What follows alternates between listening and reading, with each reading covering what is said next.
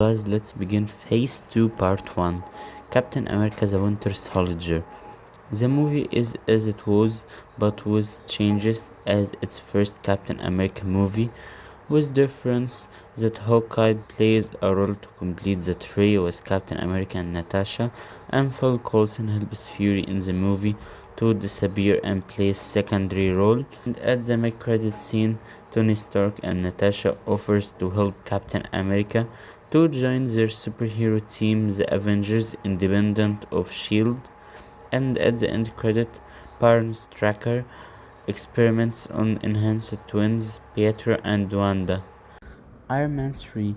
The movie will be as it was, but the main villain will be Wenwu, an immortal warlord and the head of the Ten Rings. He uses Trevor as a smokescreen, with partnering with Aldrich Killian and aim to enhance soldiers with extremis virus. Hawkeye, on a covert Shield mission, is tracking the Ten Rings independently. He crosses with Iron Patriot, and the two discover that Wenwu and Killian plan to attack a global summit in Hong Kong to demonstrate their supremacy. In the climax, Tony, Roddy, and Hawkeye assault Wenwu's fortress. Tony unleashes his Iron Legend suit's Pepper, temporarily extremis enhanced, rescues him from this, and Hawkeye assists in disabling extremist soldiers with prescience and less. Tony ultimately defeats Wenwu by overloading the extremist system and outmaneuvering his mystical Ten Rings. Tony destroys all his suits to symbolically move on, but Wenwu survives, retreating with his children and his empire intact. Final scene: the climate battle. Tony watches the wrecking of his destroyed Iron Legends from a hilltop. Hawkeye approaches him. He asks him to join the Avengers. In the mid-credit scene, Wenwu talks with ancient Corderos into a lavish courtyard. Awaiting him are his two young children, Chang-Chi and Zhu Zuling. He kneels before them, removes his warlord armor, and quietly says, "The world still fears the wrong names, but one day they will know ours." And at the end credit, it will be as the original Iron Man 3. Thor 2 will be as it was, but we will make a change as Jane Foster stays with Thor. In her version, Jane doesn't leave Asgard at end. She begins to learn about the responsibilities and burdens of Asgardian life. Thor commits to staying with Jane while still balancing his duty as the protector of the Nine Realms. Antman and the Wasp 2. After S.H.I.E.L.D's collapse, Maria Hill becomes commander of Site 36 and of the box Black Ops Phase, housing remnants of S.H.I.E.L.D. loyal agents in dangerous tech. When she detects gravitational anomalies linked to missing scientists and quantum labs, she reaches out to Hank Pym, now reclusive and wary of any government contact. Janet Van Dyne assists. They help, especially after learning one of the kidnapped scientists is a former friend of Hank, Dr. Franklin Hall, who once was a promising physicist, is now gravitation, a human singularity capable of manipulating gravitational fields. He is allied with Elias Starr, Egghead, who survived Modoc's fall and now works to amplify gravitation's power through quantum technology. Maria inserts herself in the investigation, coordinating intelligence and field resources, but also joins several field missions. She earns the trust of Bill Foster, now fully active as Goliath. While trying to keep Hank's ego and paranoia in check, she uncovers that gravitation planned to unleash a gravitational implosion in Florida that could trigger a cascading collapse of quantum matter pockets across North America. With conventional weapons unless against gravitation's field. Hull green lights Hank's conventional Ultron initiative, a system of violation units, adaptable, emotionless AI drones based on Hank's early work. These units are to be deployed as tactical support, but Hank programs them with increasing autonomy, leading to subtle tension with Hill, who warns of the risk of unchecked AI as gravitation's attack intensely.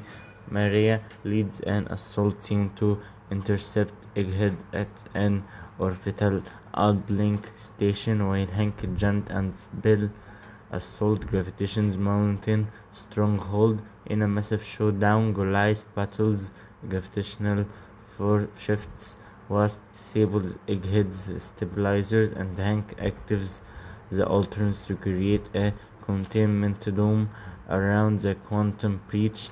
Ultimately, it's Maria who delivers the final blow, launching a remote EMP that stabilizes gravitation's control field, giving the heroes the opening to defeat Egghead. Gravitation vanishes into a singularity. Egghead is arrested.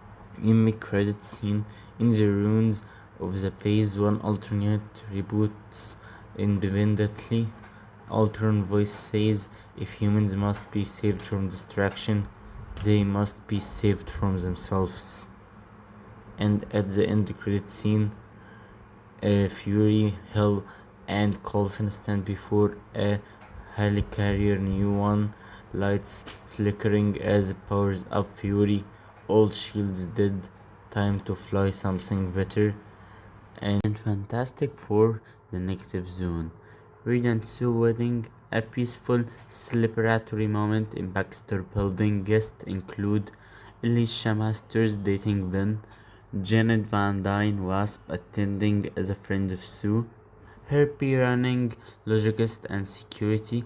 A surge in quantum entropy energy interrupts the wedding as an unstable portal to the negative zone appears.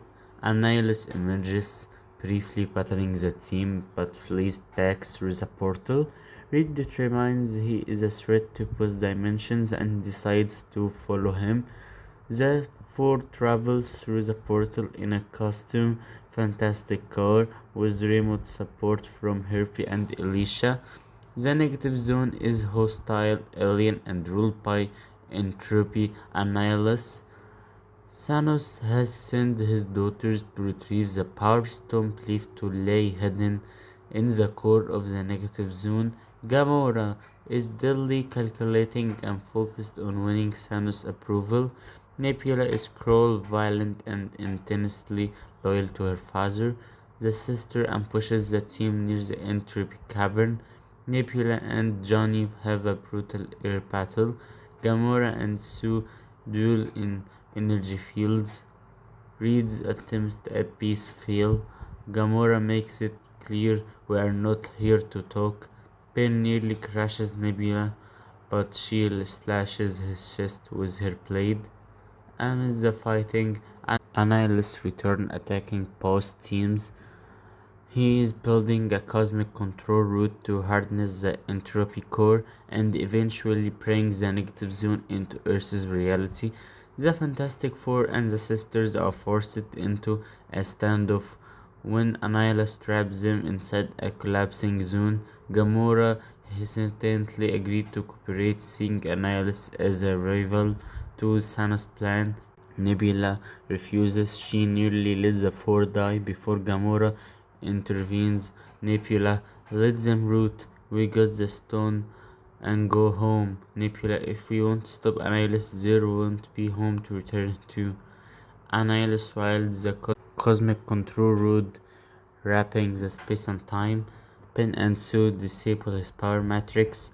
Reduces tech. Gamora helps install to overload the entropy core. Johnny contains the explosion with solar nova. Nebula is injured, saving the core, but still tries to steal it before escaping. When Nebula activates a beacon to call Thanos' fleet, Gamora stops her, taking the core data and helping the Fantastic Four escape. She tells Reed, I can't undo everything I have done, but I won't help him destroy another world. Gamora helps the Fantastic Four return to Earth, but remains behind. She tells Sue, "You are stronger than you think, keep fighting him." And at the mid-credit scene, Gamora and Nebula kneel before Thanos. Nebula, the stone was a lie, but we proved this. Gamora looks distant and troubled. Thanos smiles as the Intrepidata activates. Thanos, a new power, far more usual than a stone. And at the post-credit scene, in the ruins of Forgotten Temple, Peter Quill lifts a glowing orb, the Power Stone, and smirks. Quill, oh, what's the worst that could happen?